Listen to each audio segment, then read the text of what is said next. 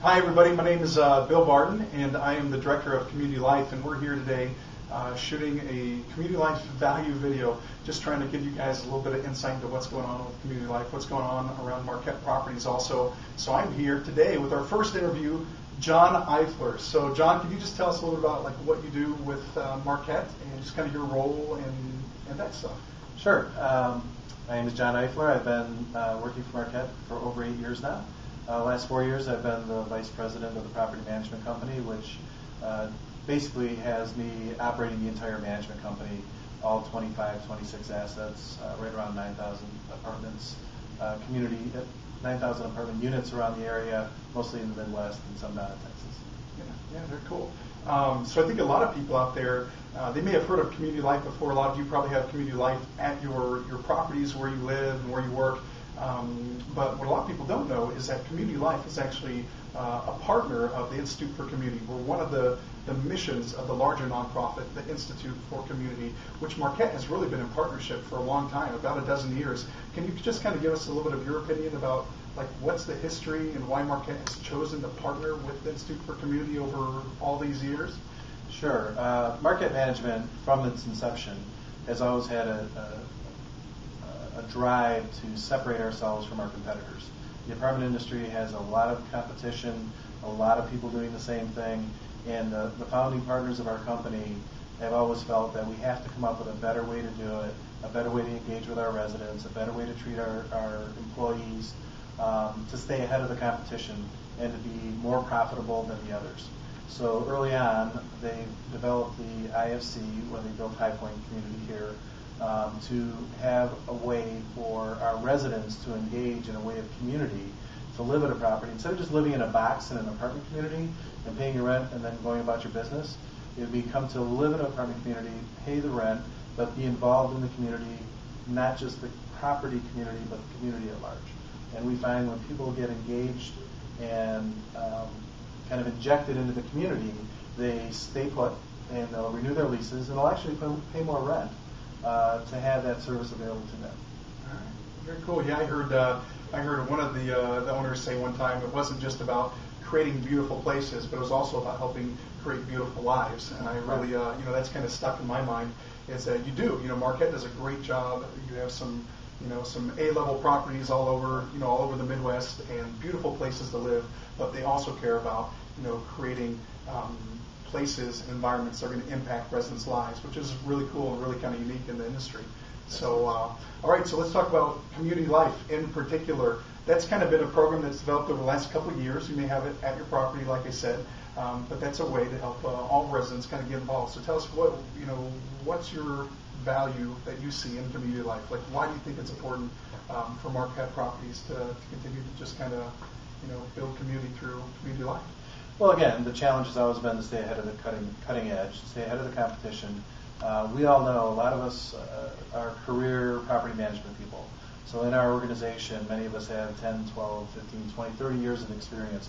And we all know that a property that has a sense of community at it is always more successful than one that doesn't. The trick is, how do you create that? So we did a good job of creating that here at High Point, but we had this huge 28,000 square foot facility with a big gym and daycare and all this programming going on, and that was very successful and has helped make this property very successful.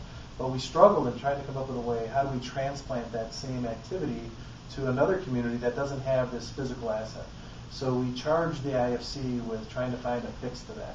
How do we transplant what we do here to all of our properties, regardless of their size, regardless of their amenity package, clubhouses, pools, facilities, and make it work? So Mike Vickery went to work on trying to come up with a program that could suffice, and really what he came up with was the Community Life Architect program. So what they do is they take an individual and put them at the property that gets people engaged in the community and the property by, number one, doing a lot of research about the property, a lot of research about the surrounding community, what activities, programming, activities people can be involved with on a daily basis, from volleyball, tennis clubs, skiing programs, you name it.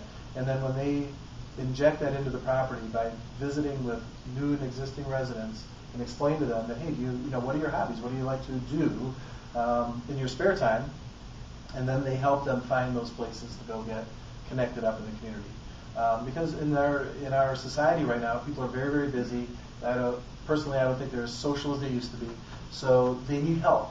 And when the community life architect can sit with them and very casually find out what their interests are, and then just guide them along the way to get connected up in the community, it's very, very powerful. And what we're seeing is, increased retention rates. We have fewer move-outs at properties that have the CLA program than ones that don't.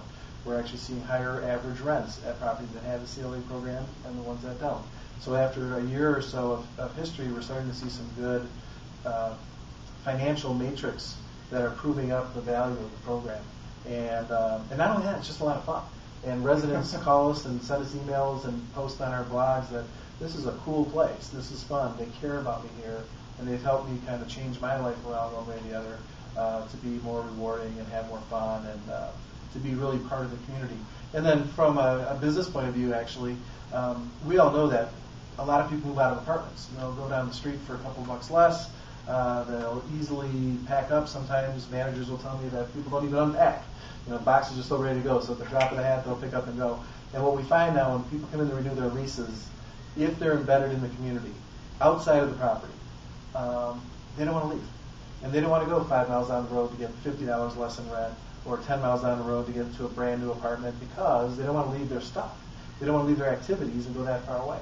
And it makes them a more productive resident that's engaged in the local community and our property, and typically will pay more rent to have those services available to them. Yeah. Well, thanks a lot, John. Appreciate it. Like we always say, we're not just about creating, events for people. We're really trying to change the entire culture of a property. And so, you may not always, think about it that way, but when you do things like welcome visits and a mid-lease visit and events and social media on properties and e-newsletters, all those things combined really help kind of shape and form that culture of community on your property. So this is it. This is Bill Barton and John Eifler here, coming at you with the first value video from Community Life. So we hope to see you around, and we hope that you have great community where you live. So thanks a lot. We'll see you later. Thanks.